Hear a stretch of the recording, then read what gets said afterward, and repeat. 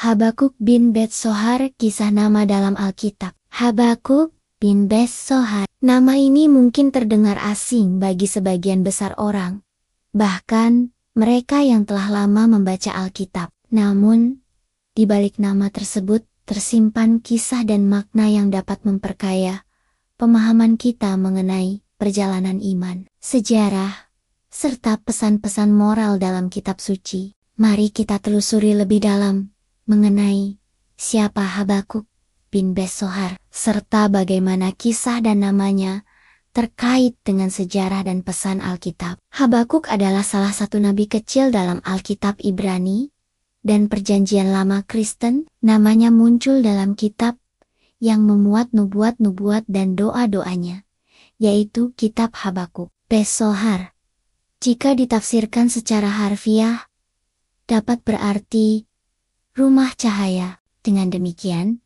Habakuk bin Bet-Sohar dapat dimaknai sebagai Habakuk, anak rumah cahaya, sebuah gambaran tentang seseorang yang berasal dari tempat terang, membawa pengharapan dan pencerahan di tengah kegelapan zaman. Kisahnya menjadi refleksi tentang bagaimana seseorang dapat menjadi penerang bagi sekitarnya, bahkan ketika menghadapi kenyataan yang pahit dan tidak pasti. Makna ini seolah-olah menggambarkan peran Habakuk sebagai nabi yang merangkul umatnya dalam masa-masa sulit dan penuh ketidakpastian. Pada bagian awal, Habakuk menumpahkan isi hatinya kepada Tuhan. Ia menulis sebuah doa yang penuh keindahan. Sekalipun pohon ara tidak berbunga, pohon anggur tidak berbuah hasil, pohon zaitun mengecewakan, ladang-ladang tidak menghasilkan bahan makanan, kambing domba terhalau dari kurungan, dan tidak ada lembu sapi dalam kandang, namun aku akan bersorak-sorak di dalam Tuhan.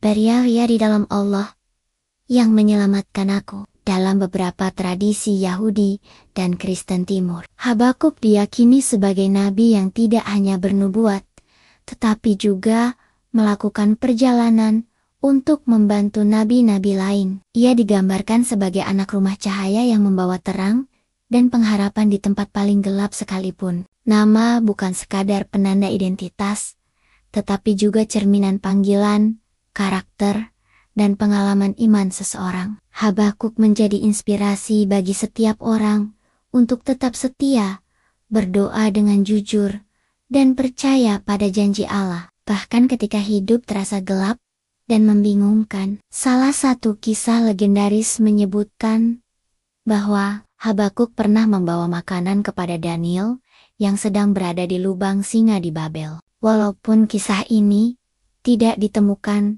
dalam Alkitab Ibrani, ia tercantum dalam kitab Deuterokanonika, khususnya dalam Bel dan Naga, yang menjadi bagian tambahan kitab Daniel di Alkitab Katolik dan Ortodoks. Kata-kata ini menunjukkan iman yang kokoh, iman yang tidak tergantung pada situasi, namun bersandar sepenuhnya pada Tuhan. Ia melihat ketidakadilan, kejahatan, dan kekerasan yang terjadi di tengah bangsanya. Ia bertanya, mengapa Tuhan seakan-akan diam saja? Dalam perjalanannya, Habakuk menunjukkan bahwa Allah tidak takut terhadap pertanyaan atau keraguan kita. Ia justru mengundang kita untuk datang, bertanya, dan menyerahkan kegelisahan kita kepadanya. Sebagaimana Habakuk akhirnya menemukan damai dalam imannya, kita pun diundang untuk tetap percaya dan berharap. Bahkan ketika jawaban yang kita dapatkan tidak seperti yang kita harapkan. Inilah inti dari pesan Habakuk, sebuah seruan untuk tetap setia dan percaya. Bahkan ketika segala sesuatu tampak tidak masuk akal, ia berani mengeluh, bertanya, bahkan memprotes, namun tetap dalam sikap hormat kepada Allah. Inilah doa yang jujur, doa yang lahir dari hati, yang rindu akan keadilan dan kebenaran, namun tetap berserah pada kehendaknya. Iman bukanlah soal mengerti semua rencana Tuhan, melainkan berani melangkah dalam gelap dengan keyakinan bahwa Tuhan tetap memegang kendali. Mengapa orang jahat dibiarkan menang dan orang benar tertindas? Pertanyaan-pertanyaan ini mungkin juga menjadi pertanyaan kita di masa kini. ketika menghadapi situasi yang terasa tidak adil dan penuh penderitaan. Ia bukan hanya sekadar penyampai pesan, melainkan juga sahabat dan pendoa bagi bangsanya. Jawaban ini tidak serta-merta memuaskan Habakuk. Ia kembali bertanya, bagaimana mungkin Tuhan yang kudus dan adil membiarkan bangsa yang lebih jahat menghukum bangsanya sendiri? Namun, dalam dialog itu, Habakuk belajar tentang kepercayaan dan penyerahan diri kepada kehendak Allah yang melampaui pengertian manusia. Dalam kitab Habakuk, kita menemukan dialog yang jujur antara Habakuk dan Tuhan. Ia tidak ragu mengajukan pertanyaan-pertanyaan sulit kepada Allah, mempertanyakan mengapa kejahatan dan ketidakadilan dibiarkan terjadi begitu lama. Namun, ia pun tetap menantikan jawaban dan peneguhan dari Sang Pencipta. Ia adalah seorang nabi yang hidup pada masa yang penuh gejolak, kemungkinan besar pada akhir abad ke-7 sebelum Masehi. Saat bangsa Yehuda menghadapi ancaman dari bangsa Babel dan ketidakadilan merajalela di antara umat Allah. Namun, dalam daftar silsilah atau catatan tradisi Yahudi, terkadang muncul nama tambahan, seperti Habakuk bin Bes-Sohar. Nama ayahnya, Bes-Sohar, tidak disebutkan secara eksplisit dalam naskah Alkitab yang umum kita kenal. Tetapi ada beberapa tradisi dan tafsiran kuno yang menyebutkan nama ini sebagai bagian dari latar belakang Habakuk. Nama Habakuk sendiri berasal dari bahasa Ibrani, Habakuk, yang berarti memeluk atau merangkul. Habakuk bin Bes-Sohar, sebagaimana diceritakan dalam tradisi, adalah sosok yang memperlihatkan keteguhan iman dan keberanian dalam menghadapi zaman yang penuh tantangan.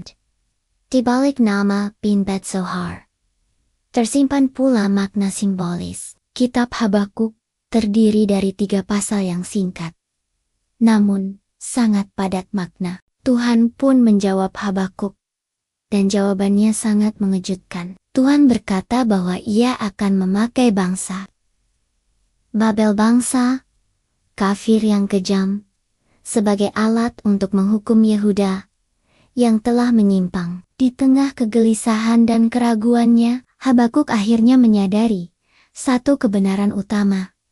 Orang benar akan hidup oleh iman. Kisah Habakuk bin Bes-Sohar juga mengajarkan tentang keberanian dalam berdoa. Habakuk tidak menutupi perasaannya di hadapan Tuhan. Pada bagian akhir kitab, Habakuk menutup dengan pujian dan pengakuan iman. Habakuk bin Bes-Sohar menjadi contoh bagi setiap orang percaya yang pernah merasakan kekecewaan, kebingungan, atau bahkan kemarahan kepada Allah.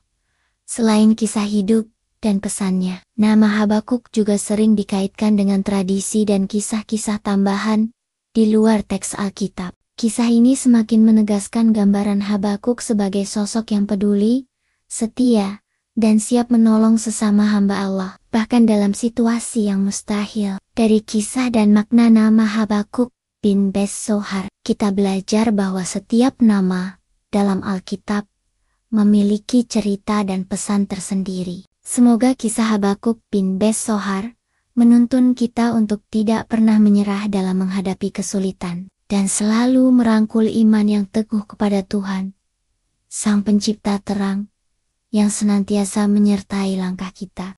Gambar dalam video tersebut hanya sebagai ilustrasi. Jangan lupa like, comment, subscribe atau follow, dan share video ini.